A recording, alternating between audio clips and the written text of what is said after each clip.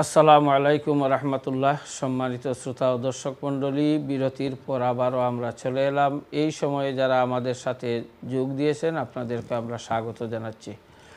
আলহামদুলিল্লাহ, আমাদের সম্মানিত অতিথি অত্যন্ত সুন্দরভাবে পবিত্র কোরআন শরীফ শুদ্ধভাবে পড়ার গুরুত্ব সম্পর্কে আলোচনা করছিলেন।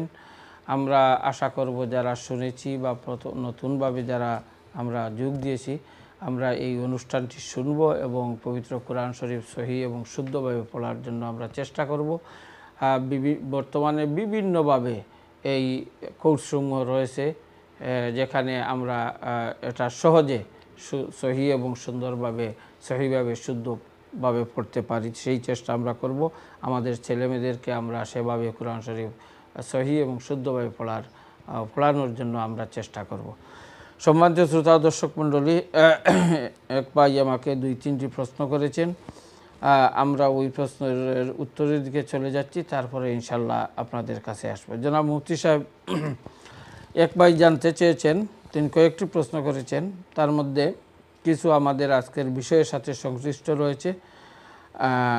যিনি প্রথম প্রশ্ন করেছেন যে পবিত্র কোরআন শরীফ, আমরা অনেকেই কোরআন শরীফ বলি, কেহ কোরআনে কারিম বলেন, এটার মধ্যে বেশ কম কীভাবে বলা যায়?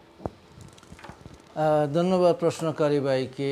আসলে কোরআনে কারীমের সাথে সম্মান বা আদব বা ইহতিরামের জন্য শব্দ তার সাথে আরও যোগ করা হয়ে থাকে, তাই কোরআন শরীফ আমরা বলি, মানে সম্মানিত কোরআন। কোরআন শরীফ বাল হুয়া কোরআনুম মাজিদ, কোরআনুম মাজিদ, কোরআনুল কারীম, এই শব্দগুলো যে কোরআন, যে কোরআন খালি কোরআন কোরআন সেটা এভাবে বলাটি সেটা আদবের খেলাফ, এবং কোরআনে করিমকে সম্মানের সাথে কোরআনের নাম নেওয়ার জন্য কোরআনুল করিম, কোরআনুম মজিদ। তখন আল্লাহ সুবহানাহু ওয়া তাআলা কোরআনে করিমে ইরশাদ করছেন বাল হুয়া কোরআনুম মজিদুন, সেটা কোরআন মহিমান্বিত কোরআন। মজিদ, মজদুন অর্থ সম্মান, মজিদুন সম্মানিত কোরআন। তাই শরীফুন, কোরআন শরীফ অর্থ সম্মানিত, মর্যাদাশীল কোরআন, সম্মানিত কোরআন। তাই আমাদের ভারত ইন্ডিয়া সাবকন্টিনেন্টে আমরা শরীফ শব্দ ইউজ করে থাকি, বুখারী শরীফ, হাদিস শরীফ, এভাবে সম্মানিত জায়গা, সম্মানিত বস্তুর নাম নিতে সেই শরীফ, মজিদ, করিম ইত্যাদি শব্দ ব্যবহার করা, এবং সেটা হচ্ছে আদব। যেমন আমরা যখন বলবো যে আমি মক্কায় গেছিলাম, মদিনায় গেছিলাম, সেই শব্দ এভাবে বলা সেটা আদবের খেলাফ। মক্কা মুকাররমায় গিয়েছি, মক্কা শরীফে গিয়েছি, মদিনা শরীফে গিয়েছি, কারণ সেই শব্দটি এই যে আল মদিনাতুল মুনাওয়ারা, আল মদিনা, সেই সম্মানিত মদিনাকেই আল মদিনা বলা হয়। যদিও মদিনা শব্দের অর্থ হচ্ছে শহর, কিন্তু ওই যে শহর নবী করিম সাল্লাল্লাহু আলাইহি ওয়া আলিহি ওয়াসাল্লামের শহর, যখন আমরা সেই শহরের নাম নিব সম্মানের সাথে নেব। মক্কা যখন আমরা নাম নিব, মক্কা মদিনা, সেটা আদবের খেলাফ।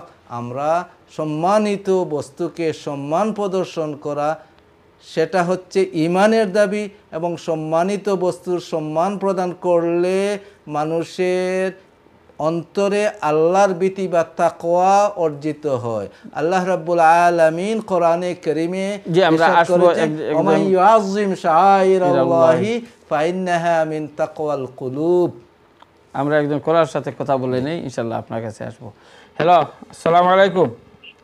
হ্যালো, আসসালাম। জি, আসসালামু আলাইকুম। আসসালামু আলাইকুম। জি, আমাদের কথা শুনতে পাচ্ছেন? আপনার কথা তো আমরা শুনতে পারতেছি না।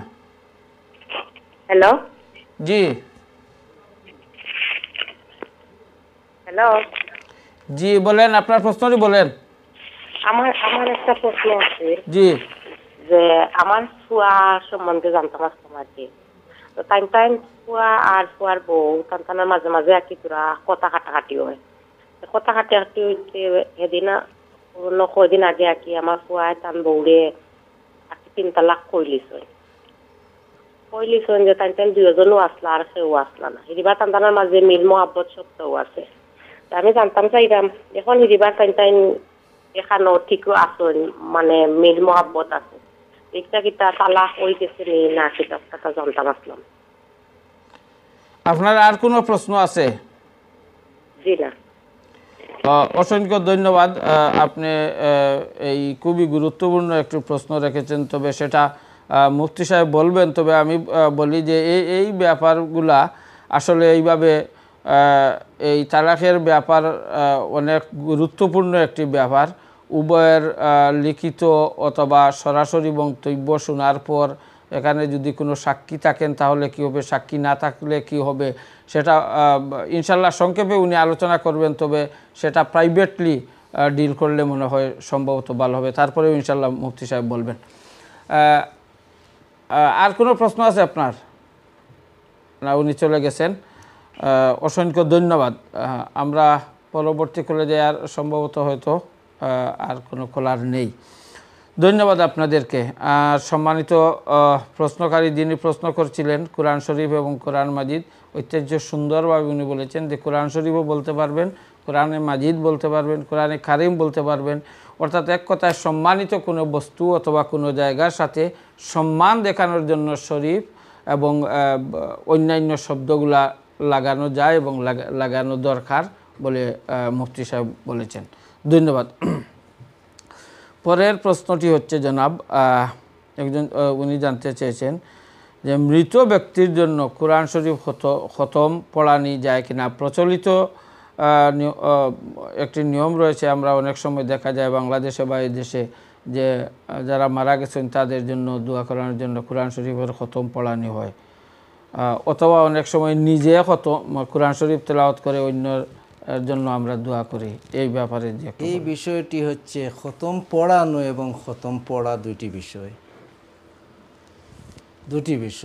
কোরআনে কারীম একজন তিলাওয়াত করলেন, তিনি তিলাওয়াত করে এই তিলাওয়াতের সওয়াব তিনি আল্লাহর খিদমতে দোয়া করলেন আল্লাহ রাব্বুল আলামিনের কাছে। সেই দোয়া তিনি যাকে উদ্দেশ্য করে তিলাওয়াত করেছেন, যার জন্য সওয়াব রেসানির জন্য আল্লাহ রাব্বুল আলামিন সেই সওয়াব ওই ব্যক্তিকে দান করবেন এবং যিনি তিলাওয়াত করেছেন তাকে আল্লাহ রাব্বুল আলামিন দান করবেন। দ্বিতীয়ত হচ্ছে পড়ানো, কাউকে পয়সার বিনিময়ে কোরআনে কারীমের তিলাওয়াত করানো সেটা নাজায়েজ। যারা পড়বে তারাও সওয়াব পাবে না, যারা পড়াবে তারাও সওয়াব পাবে না। একজন মানুষ কোরআনে কারীম, যেহেতু উলামায়ে মুতাআখিরিন তারা ইসলাম দিনের কোনো বিষয়কে শিক্ষা দেওয়ার পর সেটার থেকে পয়সা গ্রহণ করা সেটাকে জায়েজ বলেছেন, যেহেতু সেটা এসেনশিয়াল। এবং কোরআনে কারীম পড়ে কাউকে সওয়াব দেওয়ানো সেটা এসেনশিয়াল বিষয় নয়, যার কারণে ওইটার উপরে কিয়াস করে সেটা হবে না। কোরআনে কারীম যে কোনো ব্যক্তি তিলাওয়াত করুন, তিনি তিলাওয়াত করে আল্লাহর কাছে যখন দোয়া করবেন অথবা তিলাওয়াতের সময় তার মনে যদি সেটা থাকে যে সেটা আমার আম্মা আব্বার উদ্দেশ্যে অথবা আমার উস্তাদের উদ্দেশ্যে, আমার পীর ও মুর্শিদের উদ্দেশ্যে, আমি সওয়াব দেওয়ার উদ্দেশ্যে আমি তিলাওয়াত করছি, আল্লাহ রাব্বুল আলামিন সেই তিলাওয়াতের সওয়াব ওনাকে দান করবেন এবং তিলাওয়াতকারী তিনি তিলাওয়াতের সওয়াব পাবেন। কারণ তিনি যখন দোয়া করবেন, আল্লাহ আমি যা তিলাওয়াত করেছি ওই সওয়াবগুলোকে তুমি মঞ্জুর করো, এবং ওই সওয়াবগুলো যাদেরকেই বলা হবে আল্লাহ রাব্বুল আলামিন তাদেরকে সে সওয়াব দিবেন। আর যেহেতু সেই ব্যক্তি নিজে তিলাওয়াত করেছেন, আল্লাহ রাব্বুল আলামিন সেই ব্যক্তির তিলাওয়াতের সওয়াবে কমি করবেন না ইনশাআল্লাহ। এবং অন্য যে কোনো অপরিচিত ব্যক্তিও যদি একজনের জন্য তিলাওয়াত করে দোয়া করেন, সেই যার জন্য তিনি দোয়া করবেন আল্লাহ রাব্বুল আলামিন ইনশাআল্লাহ সেই ব্যক্তিকে সেই সওয়াব দিবেন। কিন্তু কন্ট্যাক্টের বিষয়টি আমি বলতেছি, যে কন্ট্যাক্টের মাধ্যমে একজনকে নিয়ে আসলেন যে আপনি তিলাওয়াত করুন আপনাকে এই পয়সা দেব, তখন সেটা জায়েজ নয়। এখন যদি কেউ তিলাওয়াত করেন আর এরপর হাদিয়া হিসেবে হাফিজ সাহেব তিলাওয়াত করেছেন, রমাদানে আমাদেরকে তারাবির নামাজ পড়িয়েছেন মসজিদে, আমরা নামাজ শেষ, রমাদান শেষ হওয়ার তারাবি শেষ হয়েছে, আমরা মসজিদ কমিটি যারা আছেন সকলে কিছু হাদিয়া কালেকশন করা হয়, যে আমরা যেহেতু কোরআনে কারীম শুনিয়েছেন আমাদেরকে, আমরা তাকে কিছু হাদিয়া তিলাওয়াতের জন্য, সেটা তার বেতন নয়। তাই এমনভাবে যদি কোরআনে কারীমের তিলাওয়াত কেউ করেন এবং সেই তিলাওয়াত করার কারণে তাকে কোনো হাদিয়া দেওয়া হয় তবে সেটা নাজায়েজ হবে না জি, ইনশাআল্লাহ। অসংখ্য ধন্যবাদ। আসলে এভাবে তো মানে জানা যায় না যে কেহ যে কোরআন শরীফ পড়বো আমাকে টাকা দিতে হবে বা অত টাকা দিতে হবে, এইভাবে তো কেউ তো বলছে এটা বলে যেহেতু আমরা শুনে যাই কিতাবের না। মধ্যে এসেছে, ফিকার কিতাবে বিষয়টি যেহেতু আলোচনা করা হয়েছে, তাহলে বোঝা যাচ্ছে যে কারণ ফিকার মাসালা হচ্ছে কোনো বিষয়ে কোনো প্রবলেম না হলে সেই ব্যাপারে কোনো ফতোয়া দেওয়া হয় না। হয় না। তো এতে বোঝা গেল কখনো কোনো স্থানে কোনো দেশে কোনো কমিউনিটিতে হয়তো এভাবে হয়েছিল, এজন্য প্রশ্ন করা হয়েছিল, আর ফুকাহায়ে একরাম মুজতাহিদ উলামায়ে একরাম এই ব্যাপারে ফয়সালা দিয়েছেন। জি, এবং সেটা আমাদের জন্য সহজ হয়েছে। আমরা এই বিষয়টি ঘটলে কি করতে হবে সেটা আমরা পূর্বেই জানতে পারলাম। জি, অসংখ্য ধন্যবাদ। এর সাথে উনি আরো একটু প্রশ্ন করেছেন, আসলে সেটারই সমানই আমার কাছে মনে হয় যে বিভিন্ন কারণে আমরা কোরআন শরীফ খতম করাই বা করানো হয়। যে এখানে তিনি এটাই বলতে চেয়েছেন যে অনেক সময় আমরা বিভিন্ন ধরনের কোনো উদ্দেশ্য বা সামনে কোনো কিছু আছে, এই জন্য আমরা যে কোরআন শরীফের একটা খতম করলাম নিজে অথবা অন্যের মাধ্যমে করে আমরা ওই জন্য দোয়া করলাম, ওইটা হচ্ছে কোরআনে কারীমকে মানুষের রোগ মুক্তির জন্য। জি, এটা হচ্ছে কোরআনে কারীমকে আল্লাহ রাব্বুল আলামিনের দরবারে, কোরআনে কারীমের এই তিলাওয়াতি নেক আমলকে আল্লাহর দরবারে ওসিলা হিসেবে পেশ করা, যে আল্লাহ রাব্বুল আলামিন এর ওসিলায় এর খাতিরে আল্লাহ রাব্বুল আলামিন যেন আমার উদ্দেশ্য মকসদকে পুরো করে দেন, আমার বিমারকে বা আমার বিমারি আমার যিনি আত্মীয় হোক তার জন্য আমরা দোয়া চেতে পারি, সেটা শরীয়তে নাজায়েজ নয়। আমরা অন্যের জন্য দোয়া চাইতে পারি, কোরআনে কারীম তিলাওয়াত করে দোয়া করলে দোয়া কবুল হয়, সেটা আরও সুন্দর ভালো কাজ। অসংখ্য ধন্যবাদ জনাব, আসলে সুন্দরভাবে। তিনি আরও একটু প্রশ্ন করেছেন যে কোনো মানুষ মারা যাওয়ার পর আমরা সাধারণত সিন্নি করে থাকি, অনেকে এ সম্পর্কে অনেক ধরনের সমালোচনা করেন, এ ব্যাপারে যদি সংক্ষেপে কোনো কিছু বলেন। এই বিষয়টি অত্যন্ত গুরুত্বপূর্ণ বিষয় এবং এই বিষয়ের সাথে অনেক বিষয় সংশ্লিষ্ট রয়েছে। যিনি ইন্তেকাল করেছেন তিনি যা কিছু সমাজে রেখে গেছেন, তার সম্পদ যা রেখে গেছেন, তার ইন্তেকালের সাথে সাথে এই সম্পদের একটি পয়সাও তার সাথে আর সম্পর্কিত রয়ে নাই। তিনি শুধুমাত্র ইন্তেকাল করার পরে তার যদি ঋণ থাকে তাহলে তার সম্পদ থেকে সেই ঋণ পরিশোধ করতে হবে, অন্য কারো পাওনা যদি থেকে থাকে সেই পাওনা দিতে হবে এবং তার দাফন কাফন করা হবে। আর এর ব্যতীত সব পয়সার মালিক হচ্ছেন তার ওয়ারিসগণ। এখন যারা এই পয়সার মালিক, এই ওয়ারিসগণের ক্ষেত্রে আমাদেরকে মাসআলা কিন্তু এক দিকে যাবে না, সেটা বিভিন্ন সিনারি সেখানে রয়েছে, সেই সিনারির উপর বেস করে সেটা জায়েজ হবে, সেটা নাজায়েজ হবে। যদি একজন মানুষ ইন্তেকাল করার পরে তার সন্তান যারা এরা যদি অপ্রাপ্ত বয়স্ক হয়ে থাকে, তাহলে তার সেই তরকা সেই সম্পত্তি থেকে দান খয়রাত করা, সদকা খয়রাত করা সেটা সম্পূর্ণ হারাম। কারণ সেটার মালিক হচ্ছেন যারা অপ্রাপ্ত বয়স্ক, এবং অপ্রাপ্ত বয়স্কের সম্পদ থেকে কেউ খরচ করতে পারবে না। শুধুমাত্র ওই সম্পদ দিয়ে তাকে বরণ পোষণ, তার লেখাপড়া, তার থাকা, তার ব্যাপারে শুধুমাত্র খরচ করা যাবে। তার পক্ষ থেকে কাউকে দান করা যাবে না, অন্যকে খাওয়ানো যাবে না।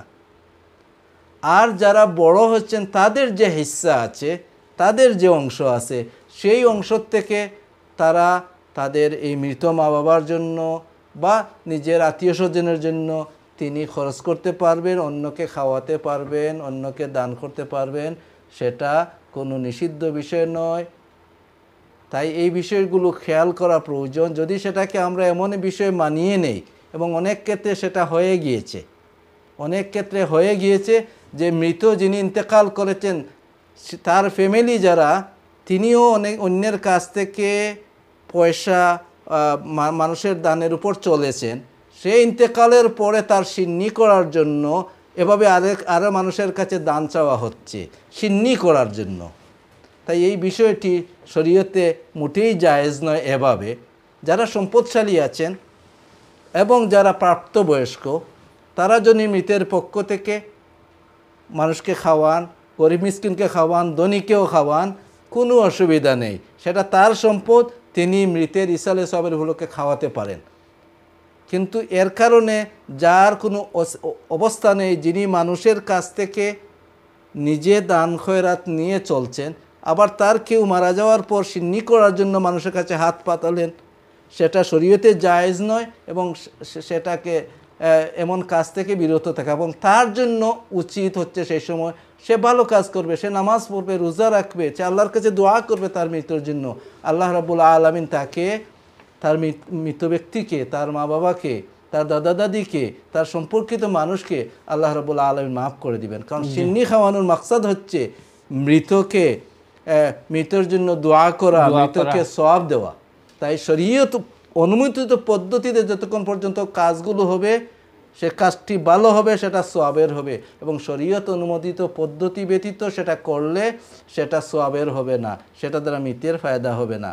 তাই এই বিষয়ে সম্পূর্ণভাবে সেটাকে নাজায়েজ বলা যাবে না, কারণ তার মধ্যে আমরা বিষয়গুলোকে বিভিন্ন ক্লাস রয়েছে।